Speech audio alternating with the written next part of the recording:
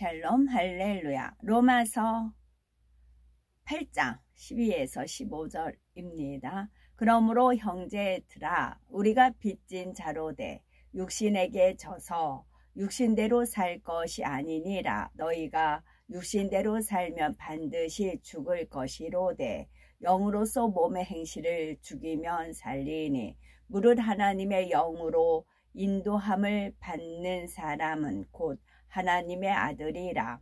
너희는 다시 무서워하는 종의 영을 받지 아니하고 양자의 영을 받았으므로 우리가 아바 아버지라고 부르짖느니라. 아멘. 사람이 다스려야 할 몸의 행실 중 마음을 살펴보도록 하겠습니다. 우리의 마음이 어떻게 구성이 되었는지 살펴보며 마음을 진리로 채울 수 있는 방법을 말씀드립니다. 사람이 다스려야 할 몸의 행실 중 생각에 대해서 살펴보았지요. 성경에서 영의 생각으로 진리를 행한 선한 사람과 육신의 생각, 악한 생각을 하고 죄를 지은 사람에 대해서 살폈습니다. 육신의 생각에서 더 나아가 악한 쾌계를 동원한 사람들은 당장은 잘 되는 것 같으나 결국 사망의 길로 간 것을 보았습니다. 그 끝이 참으로 비참하지요. 그러니 우리는 영에 속한 생각, 선한 생각만 하기 위해서 힘써야겠지요. 마음에는 원이로되 육신이 약하도다 라는 말씀, 약하도다 하신 말씀대로 우리가 원하는 마음에는 원이로되 육신이 약하도다 말씀하신 대로 우리가 원하는 선한 생각보다 악한 생각이 먼저 떠오를 때가 있습니다.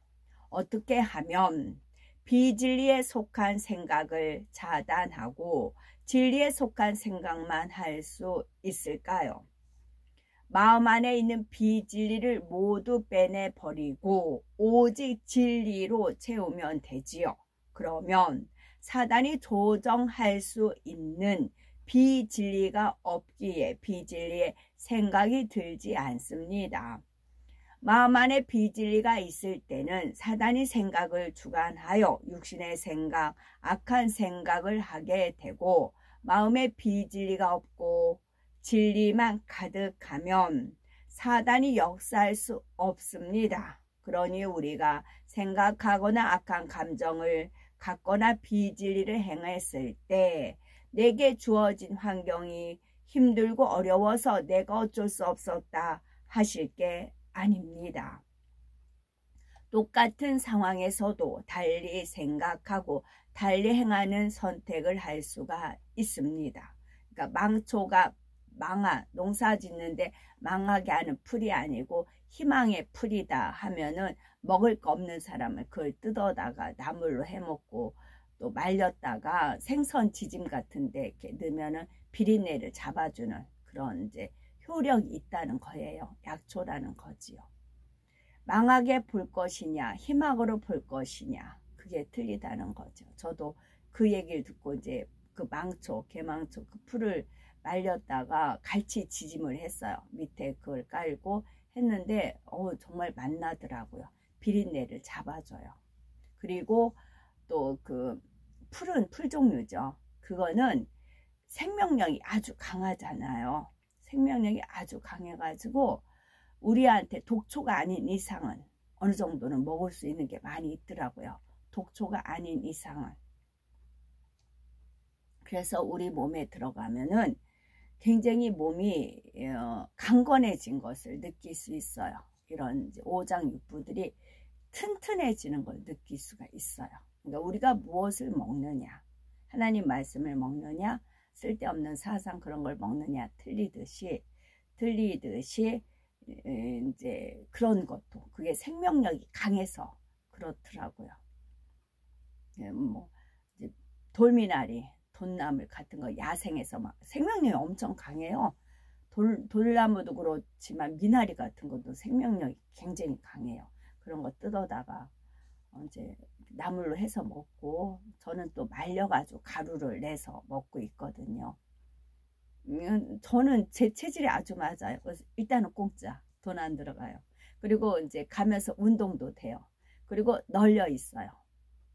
널려 있고, 그렇기 때문에 얼마든지 말려서 가루 내서 이제 뭐랑 같이 섞어서 이제 섭취하는데 너무 좋은 것 같아요. 그러면서 하나님께서 이렇게 많이 먹을 것을 깔려 놓으셨구나, 지천에 있게 하셨구나, 그런 것에 감사를 드립니다.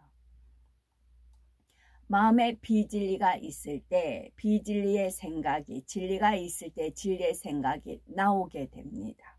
마음에 비진리가 있을 때는 비진리의 생각이, 진리가 있을 때는 진리의 생각이 나옵니다. 마태복음 9장 4절에 예수께서 그 생각을 아시고 가라사대 너희가 어찌하여 마음에 악한 생각을 하느냐 하시며 마음에서 악한 생각이 나오고 있음을 말씀하십니다. 반면에 선한 마음을 가지고 있던 동정녀 마리아는 누가복음 2장 19절에 이 모든 말을, 어제 제가 천사 얘기를 한 것은 이제 하늘에 이제 구름 형상으로 천사가 이제 쭉 있는 것을 봐서 느낀 거는 뭐냐면, 천사들은 손꼽아 기다리고 있어요. 이제 저 같은 경우는 제가 머리가 이제 길죠. 그러면 천사들이 제 머리 모양을 어떻게 해주고 싶을까? 어느 때는 올렸다, 어느 때는 땄다, 어떤 때는 모양을 냈다, 막 그 머리 담당하는 천사들이 있잖아요. 그리고 제 의상 담당하는 천사가 있고, 화장도 합니다. 여자들은 화장, 그래서 제가 화장품 가게를 이제 할 수 있었던 거는 늘 접하기 때문에 이제 화장품이 익숙해요. 화장하는 게 어렵지 않고 이제 늘상 하는 일이었기 때문에. 그래서 여자들도 화장합니다. 그 행복이 있기 때문에. 그 화장해, 그러니까 제가 이제 그 뭐예요? 자녀들 혼인할 때 그 부모 이제 혼인 이제 화장을 하잖아요. 그때 이제 그러고 결혼식 때 이제 남이 화장해주고 2번 그 남이 화장하는 거 받았는데 그 행복감이 있어요. 천사들은. 그리고 이제 제 액세서리, 그러니까 보석, 목걸이, 이어링, 또 코사지, 면류관, 관 담당하는 천사들이 쫙 있어요. 그럼 그들이 서로가 호흡을 맞춰요. 저는 제가 이러고 이렇게 하라고 안 하고, 저는 그냥 제 천국에서도 지금 여기서도 마찬가지, 제 할도리만 하듯이 천국에서도 마찬가지예요. 제 할도리만 하고 제가 이제 주어진 일만 하면 나머지는 천사들이 알아서 다 합니다. 마부도 있다고. 마차, 황금마차든 뭐든 마부 천사장들이 있잖아요. 그네들이 만반의 준비를 다 하고 있습니다. 그래서 그네들이 너무 손꼽아 기다리고 있어요. 막 설레는 마음으로. 그것을 이제 하늘을 통해서, 하늘에 구름이 쫙 있는 걸로 해가지고 알려주셨거든요. 그것을 말씀드리려고 하다가 이제 천사들도 안다라는 말이 그거예요. 날과 시가 아니고 때를 안다. 우리 주인이 각자 다 주인이잖아요. 천사는 말 그대로 섬기는 이기 때문에 자기 본인들의 주인이 올라올 때 어떻게 해줄 것인가, 만반의 준비를 다 하고 있다고요. 그래서 선지라는 거예요. 선지자. 선지가 선지국, 그 예수님 피가 아니고 동물의 피, 선지가 아니고, 그래서 그것을 선으로 미리 알아서 깨달아지는 겁니다. 그러니까 밖에 나가면 이제 재밌는 것은 돈나물이 어릴 때만 먹는 줄 알았어요. 근데 그게 아니고 꽃이 폈을 때는 채채에다 말려서 가루내서 먹는다더라고요. 그래서 계속 뜯을 게 있는 겁니다. 그래서 이제 나가면 그런 것도 뜯고 하늘을 보고 또 주변에 천사들이 이제 날아다니고 막 행복해하는 그런 것도 이제 만끽하면서 그렇게 되지요. 누가복음 2장 19절은 이 모든 말을 마음에 지키어 생각하니라 라고 말씀하신 대로 천사가 아기 예수님에 대해서 말한 모든 것을 또 탄생하실 구세주인 예수님에 대하여 예언하였던 말들을 마음에 담아 믿어드렸고 예수님을 잘 보필하였습니다. 그래서 동정녀 마리아보다 누가 먼저 알아요? 천사가 미리 알잖아요. 천사가 미리 알고 동정녀 마리아한테 알려주는 거잖아요. 동정녀 마리아가 먼저 아는 게 아니고 천사가 미리 아는 겁니다. 마찬가지예요. 우리가 천국에 입성할 것도 우리보다는 천사가 미리 알아요. 때를 알아요. 우리의 마음은 생각과 긴밀한 연관이 있을 뿐만 아니라 눈, 귀, 입, 자세까지도 깊은 관련이 있습니다. 진리로 마음을 일구면 생각뿐 아니라 몸의 행실도 변화될 수가 있습니다. 우리의 마음이 어떻게 구성되었는지 살펴보며 마음을 진리로만 채울 수 있는 방법, 또 말씀을 통해서 우리 마음을 낱낱이 분석하여 진리로만 가득한 아름다운 마음을 이루셔야 되겠습니다. 마음이란 무엇을 말하는 것일까요? 마음을 사람이 본래부터 지닌 성격이나 품성이라 정의하며 다른 사람이나 사물에 대하여 감정이나 의지, 생각 따위를 느끼거나 일으키는 작용이나 태도라고 정의를 하지요. 또 사람의 생각, 감정, 기억 따위가 생기거나 자리 잡는 공간이나 위치라고 정의를 합니다. 하나님께서 말씀하시는 마음의 의미는 육적인 의미와는 다릅니다. 영 자체와 그 안에 들어있는 영의 지식을 뜻하지요. 그렇다면 영 자체와 그 안에 들어있는 영의 지식이란 무엇을 의미하는 것일까요? 첫사람 아담을 통해서 이해할 수가 있는데요. 하나님께서는 아담을 흙으로 빚으신 후 생기를 불어넣어 생명 즉 살아있는 영의 상태로 창조를 하셨습니다. 그 안에 생명의 지식 곧 영의 지식을 심어 주셨지요. 아담은 영의 지식으로만 채워져 있었고 영 자체가 곧 마음이었기에 영과 마음을 구분할 필요가 없었습니다. 아담이 선악과를 따먹는 불순종을 한 이후로는 하나님과의 교통이 끊어지고 사단이 혼을 통해 비진리를 넣었습니다. 혼을 통해 넣었습니다. 이에 영의 지식들이 빠져나가고 그 공간을 비진리가 채우게 되었지요. 그러나 하나님께서 불어넣으신 영의 기운은 완전히 소멸될 수 없는 근본의 능력이므로 생명의 씨로 마음 안에 남아 영의 흔적으로 존재하게 되었습니다. 따라서 아담의 불순종 이후 마음은 생명의 씨를 혼이 감싸고 있는 자체가 되었습니다. 즉 사람의 마음이 진리 자체일 때는 영이라고 하지만 육으로 변질되어 하얀 마음과 검은 마음이 섞여 있을 때는 마음이라고 표현을 하지요. 사람의 마음을 다시 영으로 회복하려면 비진리를 주관하는 원수 마귀 사단으로부터 공급받는 혼의 작용을 차단하고 성령으로부터 공급받는 진리의 지식으로 마음을 채우면 됩니다. 그렇게 마음을 진리의 지식으로만 채우면 온전한 영이 될 수가 있습니다. 다시 말해 우리 마음에서 비진리를 다 뽑아버리고 성령의 도우심으로 온전히 진리로 이룰 때 그 마음이 영이 될 수가 있습니다. 마음의 구성 요소를 살펴보도록 하면 보통 마음은 하나라고 생각할 수가 있습니다. 그러나 우리 마음에는 여러 마음이 있습니다. 성경은 크게 세 가지로 마음의 구성 요소를 구분하고 있지요.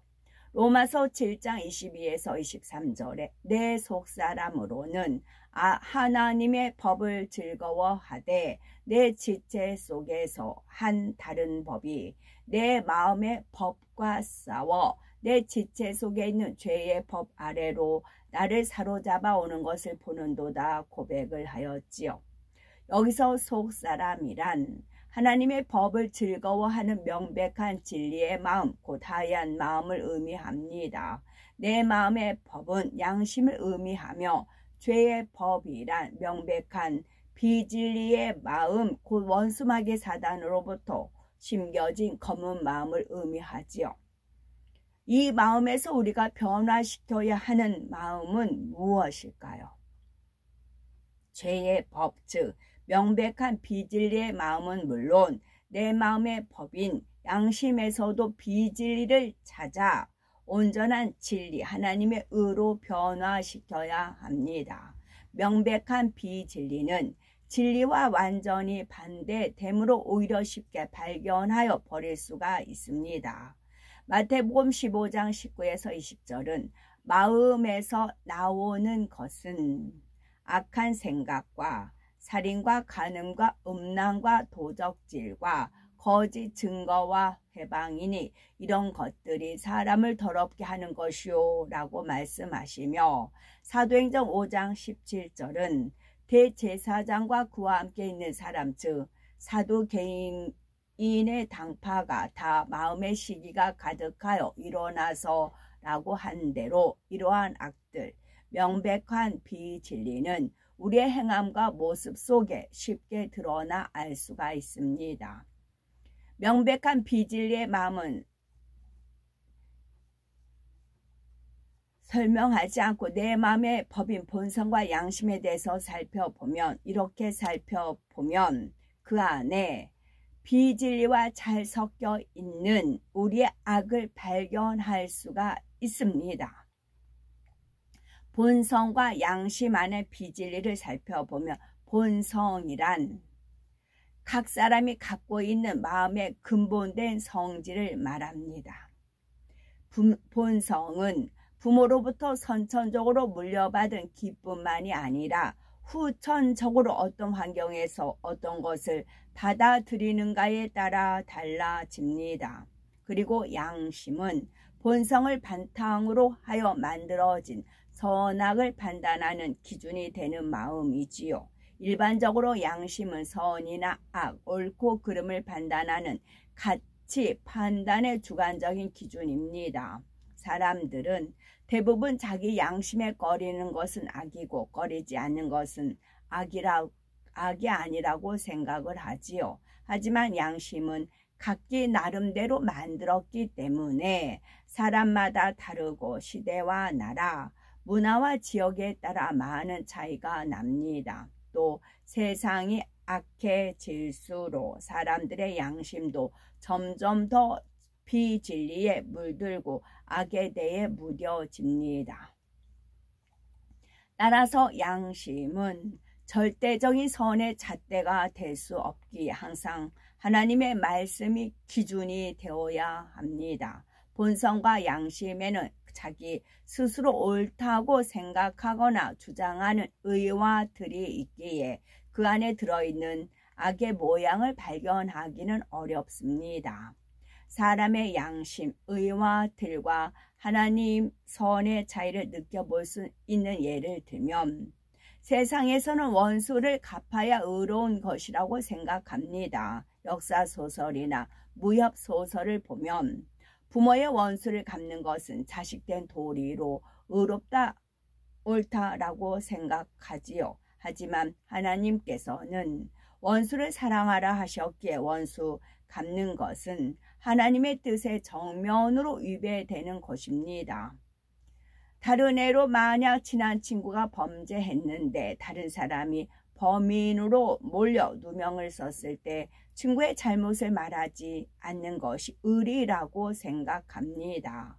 그러나 누명 쓴 사람의 억울함을 알면서도 침묵을 지킨다면 하나님 앞에서 결코 의롭다 할 수가 없지요. 또 거짓말에 대한 평가도 세상과 진리는 다릅니다. 예전에 우리나라는 친하지 않은 사람을 집에 방문하였을 때 식사하였는지요? 라고 질문을 받으면 방문한 집에서 식사를 준비해 주실까 미안한 마음에 식사하고 왔어요 라고 대답하는 것이 예의처럼 생각하던 때가 있었지요. 상대에게 배를 끼치지 않으려는 마음은 좋지만 이는 진실이 아니죠. 그러니 먹고 싶지 않다거나 이후에 식사 약속이 있습니다 라고 한다든가 다른 표현으로 바꾸어 말하는 것이 좋습니다.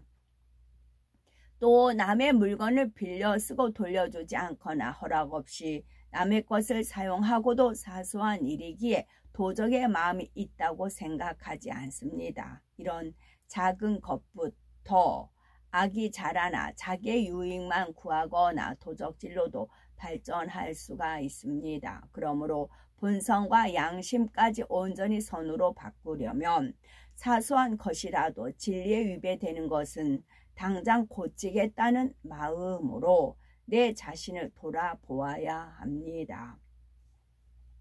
본성 속에서 나오는 의와 틀을 살펴보면 A는 엄한 부모 밑에서 자신의 의견을 잘 표현하지 않고 성장하였습니다.